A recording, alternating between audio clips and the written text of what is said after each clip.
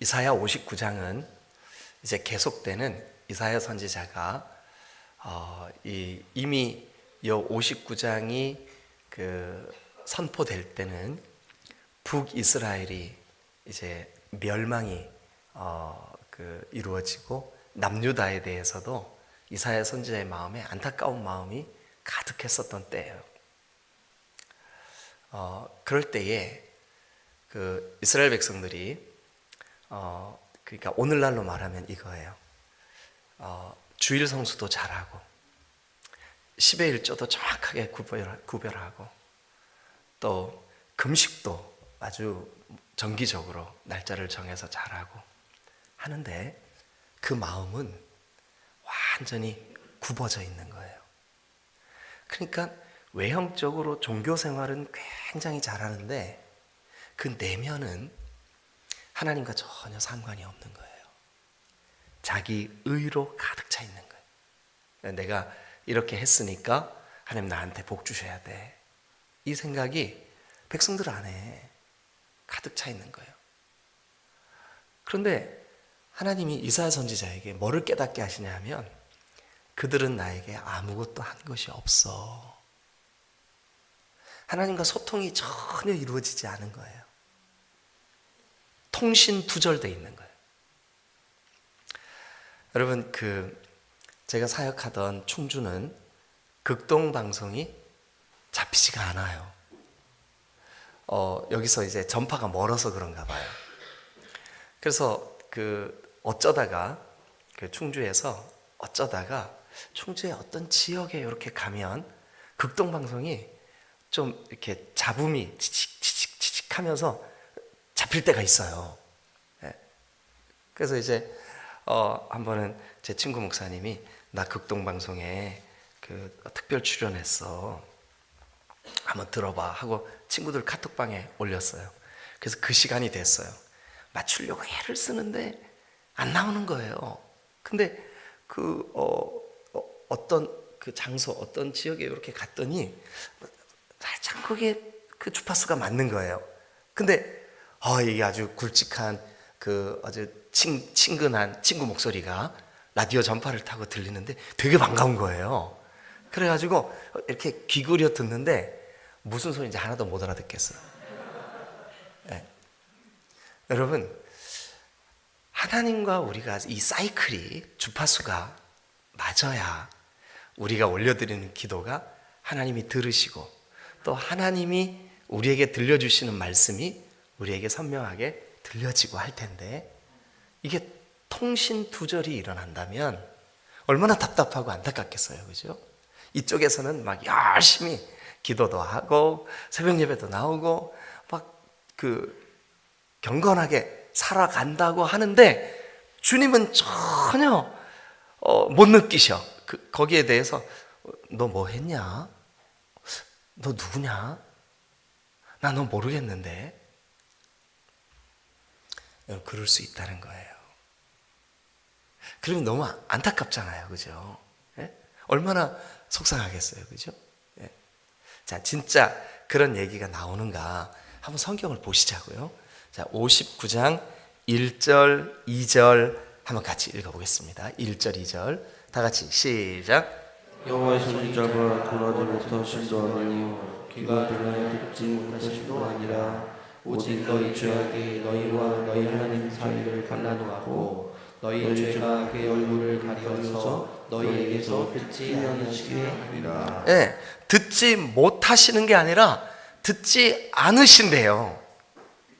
그리고 하나님의 손이 짧아서 구원하지 못하시는 게 아니고 또 하나님 귀가 어두우셔서 못 들으시는 게 아니에요. 막 부르짖는데 간구하는데 하나님께 안 들려. 아니, 하나님이 안 들으셔요. 뭐 때문에 통신이 두절됐을까요? 뭐 때문에 이 사이클이 주파수가 잘못돼 있을까요? 여기 보니까 2절에 오직은 다만, 뭐 때문에 하나님이 너를 구원하지 못하시는 거, 또 듣지 못하시는 거, 듣지 않으시는 거, 듣지 않으시는 걸로 돼 있어요. 예, 왜 그러냐 하면 뭐 때문이냐? 이스라엘 백성들의 마음속에 하나님, 우리가 안식일을 얼마나 거룩하게 구별하여 지켰습니까? 우리가 얼마나 정확하게 10의 1조를 주님께 내어드렸습니까?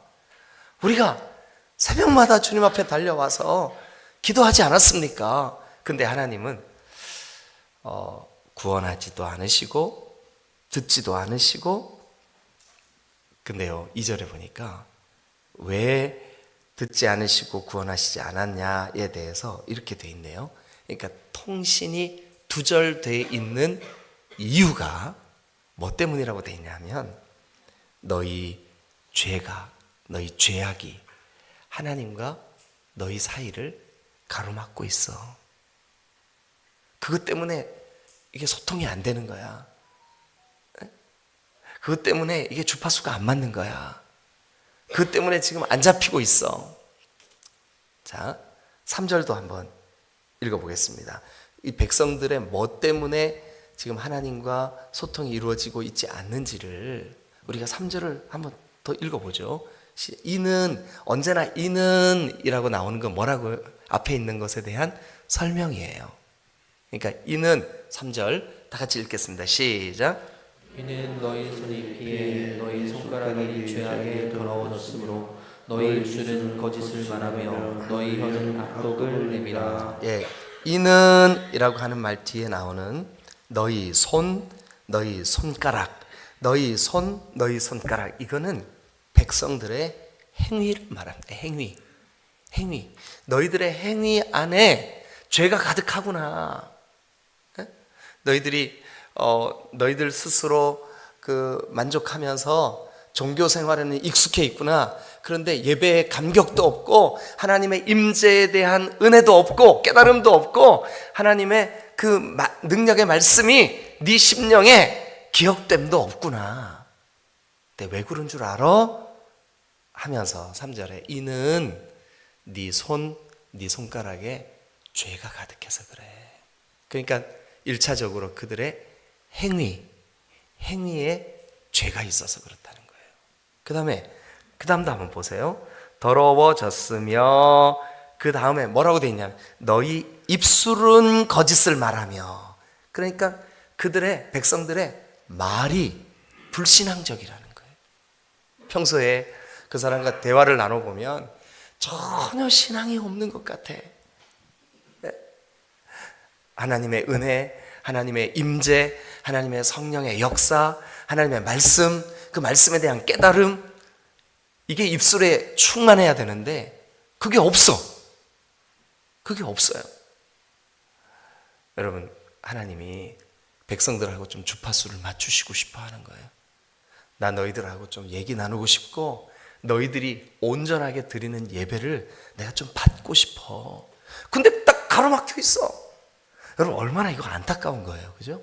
그러니까 백성들 입장에서는 막 수고 많이 해. 막 열심히 해. 맨날 성전 뜰을 밟아요.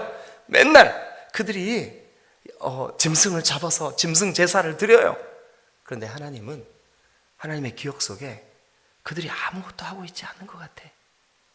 왜냐하면 주파수가 안 맞으니까. 새벽에 부지런히 준비해서 예배당에 왔는데 말씀이 하나도 안 들려. 그러니까 하나님은 네가 왔냐? 기억을 못 하시는 거예요. 기억을 안 하시는 거예요. 여러분, 하나님이 손이 짧아서 구원 못 하시겠어요? 귀가 어두우셔서 듣지 못하시겠어요? 그게 아니라고요. 뭐 때문에요? 그들의 손과 손가락이 죄로 가득하고 그들의 입술의 말이 여러분 신앙과 하나님을 사랑하는 하나님 경외함과 상관이 없고, 그 다음에 또 하나 거기 보면 너희 혀는 악독을 내밀어. 그런데 너희 혀가 그 앞에 있는 너희 입술은 거짓을 말하며, 또 입술과 혀는 말이잖아요. 말, 그죠? 근데 거기 악독을 내밀어 할 때 이 악독의 출처가 어디냐면 마음이에요. 마음. 거기에 마음에서 나오는 그 악독이 혀로 나오는 거예요. 그러니까 세 가지 영역에 죄가 있어요. 하나는 행위, 하나는 말, 하나는 그들의 마음속에 죄가 가득했기 때문에 하나님과 그들 사이가 가로막혀 있는 거예요. 가로막혀 있어. 이게 이사야 선지자가 하나님으로부터 이 말씀을 깨닫고 얼마나 답답했겠어요. 백성들은 내가 말이지 이래봬도 일주일에 한 번씩 금식한다고 이런 영적인 자기 의로 막 자기 자랑으로 가득 차 있는데 하나님은 너 언제 금식했냐? 내 기억이 없는데. 안타깝겠죠.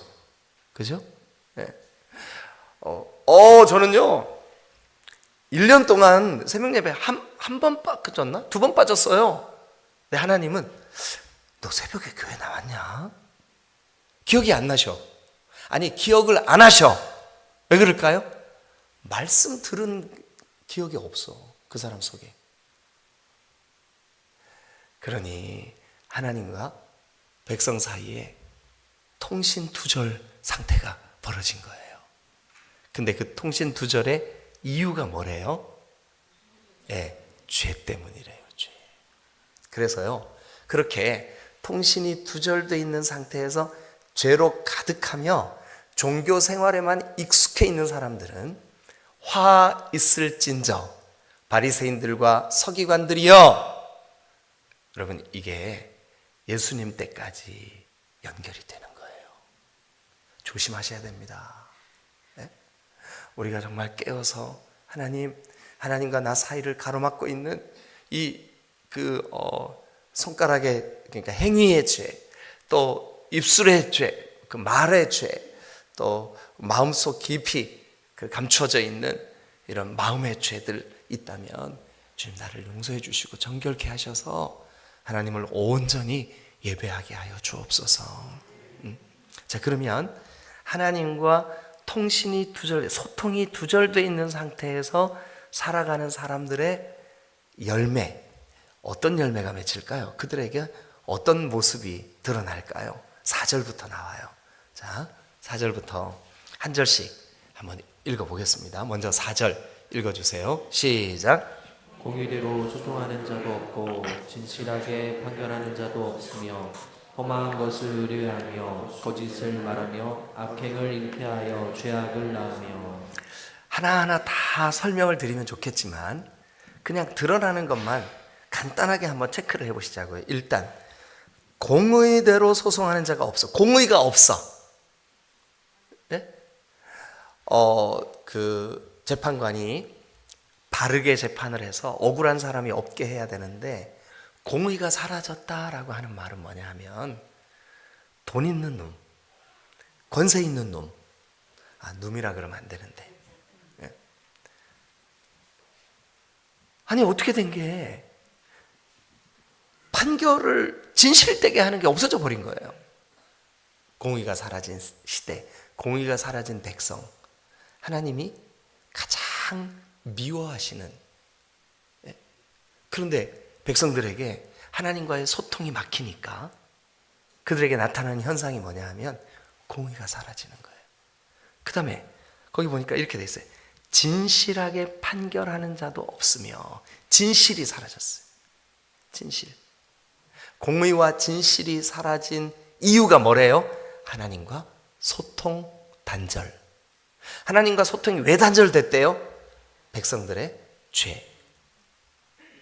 이제 공식이 이해가 되죠, 그죠? 계속해서 조금만 더 보죠. 자, 거기 보니까 이렇게 돼 있어요. 허망한 것을 의뢰하며 거짓을 말하며 악행을 잉태하여 죄악을 낳으며. 야, 이게 백성들이 겉으로는 종교 생활을 그럴듯하게 하는 것 같은데 그들의 직분이 제사장이고 그들의 그 직분이 장로고 권사고 한데 그들 속에 진실되게 하나님을 사모하는 열망이 사라져버린 거예요. 5절. 그래서 이사야 선지자가 하나님으로부터 이 말씀을 깨닫고 하나님의 그 심정, 안타까우신 마음을 깨닫고 이렇게 선포합니다. 5절 시작. 독사의 알을 품으며 거미줄을 짜나니 그 알을 먹는 자는 죽을 것이요 그 알이 밟힌즉 터져서 독사가 나올 것이니라. 아, 정말 징그럽습니다. 예? 여러분, 제가 어릴 때 한 초등학교 한 4, 5학년쯤 됐나 봐요. 저보다 3살 어린 동생이 나중에 한 6학년쯤 되니까 그놈이 나보다 더 커졌는데, 하여튼 제 동생이 있어요. 근데 걔를 데리고 엄마하고 아버지가 저 고개 넘어 고추밭을 일구고 계시는데, 거기에 학교 마치고 엄마한테 가려고 가고 있었어요. 근데 그 가는 길에 이게요, 뱀이 알을 놔놓은 거예요. 근데 계란보다는 작지만 탁구공만한 알이 막 소복히 이렇게 있는데, 냄새가요, 이게 막 비린 냄새라 그래야 되나? 하여튼 냄새가, 아주 특유의 냄새가 막 진동을 해요. 근데 알이 깨기 시작하는 거예요. 더 이상 안 하겠어요. 여러분 상상하실까봐. 얼마나 무서웠는지 초등학교 4, 5학년 때 일이 지금도 기억이 나. 제가 아직 5학년이긴 하지만, 근데 어린 시절 5학년 때 그런 일이 있었다니까요. 이해가 안 되신 분들도 계시는 것 같은데. 여러분, 이게 얼마나 징그러운 일이에요. 그런데 하나님이 보실 때 우리의 삶이 밟혀서 툭 터지면 거기에서 독사가 나온다고 생각을 해보세요. 아이고 징그러워. 이게 뭐 때문에 이런 일이 벌어진다고요? 하나님과 소통 단절. 하나님과 왜 소통 단절이 왔다고요? 죄. 그러면서 그들은 스스로 어떻게 생각한다고요? 내가 하나님께 못한 게 뭐가 있어? 라고 생각을 한다고요. 그러니 이게 답답하기 짝이 없는 노릇이죠. 예배 때 그들은 하나님과 상관없이 예배의 자리만 채워. 그래서 성전 뜰만 밟아. 하나님이 선지자를 통해서 말씀하시나 그들의 귀에 말씀이 들려지지가 않아. 그러니까 마음에 말씀이 없어. 그러니까 통신이 두절되어 있는 거예요. 안타깝구나. 그래서 여러분 6절도 한번 봅니다. 자, 읽어주세요. 시작. 그 짠 것으로는 옷을 이룰 수 없을 것이요 그 행위로는 자기를 가릴 수 없을 것이며 그 행위는 죄악의 행위라 그 손에는 포악한 행동이 있으며. 정말 안타깝죠, 그죠? 옷으로 가리고 싶으나 부끄러움을 가릴 수가 없고, 이 더러운 것 때문에 그 본인들은 몰라. 내가 그래도 이렇게 거룩한 옷을 입고 있으니까 내가 폼나지. 근데 하나님 보실 때는 더럽고 추함이 그대로 다 드러나 보이는 거예요. 이게 뭐 때문에 그렇다고요? 하나님과 통신두절 때문에. 왜 통신두절이 왔는데요? 그들의 죄 때문에요. 어느 영역의 죄가 아주 하나님 보시기에 역겨운데요? 그들의 손과 손가락, 입술의 말과 마음속 깊은 곳까지. 여러분, 그러니 그들이 정말 하나님과 관계없는 그런 신앙생활을 하고 있는 거죠. 그래서 하나님이 보실 때 너무 안타까웠는데, 자, 여러분 우리 그 다음 말씀을 한번 볼게요. 하나님과 단절된, 이렇게 통신이 단절되어 있는 결과를 먼저 한번 살펴보시자고요. 그 결과가 어떻게 되는가. 자, 9절.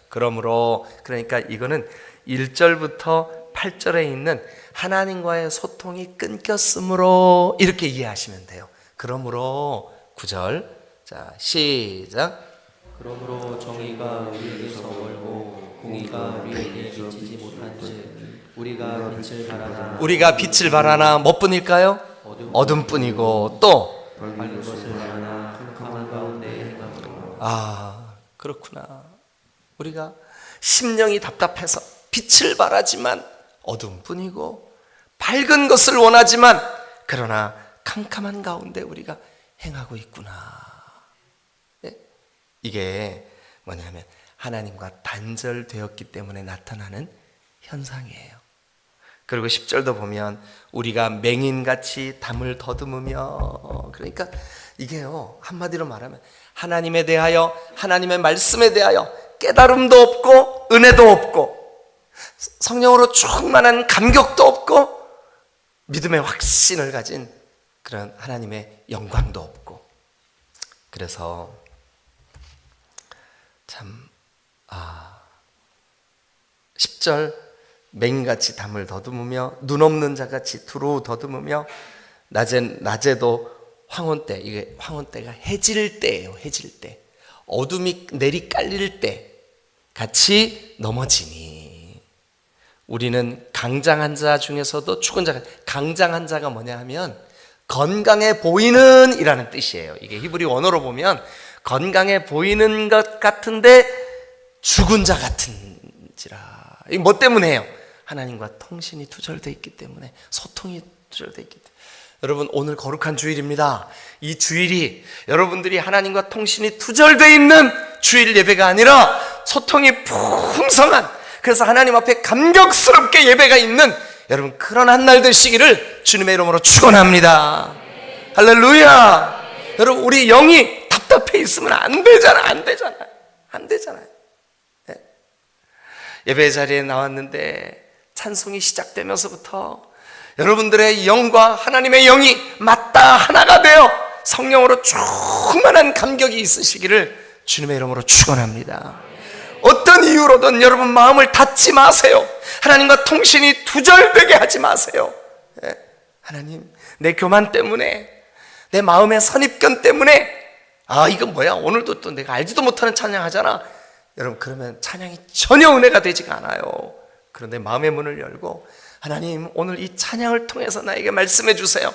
성가대의 특별 찬양을 통해서 나에게 음성을 들려주세요. 오늘 하나님 강단에서 선포되는 말씀이 내 귀에 들려지게 해주세요. 마음을 여는 자, 겸손히 자기를 낮추는 자, 종교생활에 머물러 있기를 가슴 아파하며 통회하고 회개하는 자, 하나님이 은혜를 회복시켜 주실 줄로 믿습니다. 왜냐? 그 이유가 있어요. 하나님은 우리와 통신이 두절되기를 원치 않으세요. 그래서 여러분, 하나님이 그 안타까운 심정을 가지시고 우리를 위하여 하신 일이 있어요. 뭐냐 하면, 저들이 자기의 영적 상태를 깨닫지 못해서 저렇게 맹인이 되고 밟히면 독사가 우글거리고 그 속에는 죄로 가득한데, 그것을 깨닫지도 알지도 못하는 그 백성들을 위해 하나님이 한 일을 계획하셨어요. 그게 뭐냐 하면, 여러분 성경에 15절 중간에 보세요. 여호와께서 이를 살피시고, 찾으셨나요? 예, 다 같이 읽겠습니다. 시작. 여호와께서 이를 살피시고 그 정의가 없는 것을 기뻐하지 아니하시고. 그래서 여호와께서 이를 살피시고 그 정의가 없는 것을 기뻐하지 아니하시고, 그 다음에 16절 시작. 사람이 없음을 보시며 중재자가 없음을 유상히 여기셨으므로 자기 발로 스스로 구원을 베푸시며 자기의 공의를 스스로 의지하사. 하나님이 너무 답답하시고 안타까우시니까 하나님 스스로 구원을 베푸시고 공의를 의지하시고 공의를 보시고자 하시고, 그래서요 하나님이 20절 자, 다 같이 읽겠습니다. 여러분, 그리고 여러분 성경에 밑줄 그으셔야 돼요. 자, 준비되셨죠? 시작. 여호와의 말씀. 한 번 더. 뭐라고요? 여호와의 말씀이. 자, 한 번만 더. 뭐라고요? 여호와의 말씀이. 그러면 이제 여호와의 말씀이니라. 그러면 뭐예요? 통신이 두절되어 있던 사람들, 그들을 향해서도 하나님이 하시는 일이다, 하나님이 지금 선포하신다. 뭐를요? 그 다음을 읽으세요. 시작. 구속자가 시온에 임하며. 하나님이 지금 하나님이 하신다. 뭐를 하시겠대요? 구속자를 시온에 보내시겠다. 구속자를 보내시겠다. 이게 이사야가 1장부터 여기까지 흘러온 주제예요. 보라, 처녀가 잉태하여 아들을 낳을 것인데 그 이름을 임마누엘이라 하리라. 눈먼 백성, 어둠에 더듬거리는 백성, 독사의 자식들 같은 백성들에게 하나님이 임마누엘 하시겠다. 구속자를 보내시겠다. 이새의 줄기에서 한 싹이 나고 그리고 그 뿌리에서 한 가지가 나오게 하겠다. 어둠에 눌려있던 백성 저 이방인의 땅 갈릴리에 빛이 임하겠다. 한 아들을 우리에게 주신 바 되었고 한 아기가 우리에게 나신 바 되었는데 그의 어깨에는 백성들의 정사를 메어 그들의 그 죄로 가득한 통신두절의 원인을 메었고 하나님이 그 죄를 대신 담당할 만한 구속자를 보내시겠대요. 그게 누굴까요? 우리가 의지하고 우리가 사모하고 우리의 마음에 왕으로 모시고 우리의 구원이 되시는 구속자, 그분의 이름을 그 마음에 둔 사람들마다, 그게 시온이에요. 시온. 그 시온이라고 하는 말의 뜻이 이름을 두었다라는 뜻이에요. 그러면 그 예수 그리스도, 존귀하신 구속자, 그 메시아의 이름, 예수님의 이름을 그 마음 중심에 깊이 나의 왕으로 모시고 그 이름을 둔 사람들마다 구속자가 그 심령 속에 임하여 주시는 줄로 믿습니다. 그러면 이 일은 누가 하는 일일까요? 하나님이 하시는 일이에요. 하나님이 그 일을 하시겠대요. 오늘 우리가 하나님이 하신 구속자를 보내신 그 일, 예수 그리스도의 이름 의지해서 이 거룩한 주일 믿음으로 하나님을 예배하십시다. 아멘. 오늘은 여러분들에게 하나님과의 깊은 소통이, 통신이 두절되어 있는 것이 아닌 깊은 소통이 있는 복된 주일 되시기를 주님의 이름으로 축원합니다. 할렐루야, 할렐루야, 아멘, 아멘. 여러분, 이게 이사야 59장 어렵지 않죠? 네, 기도하시겠습니다.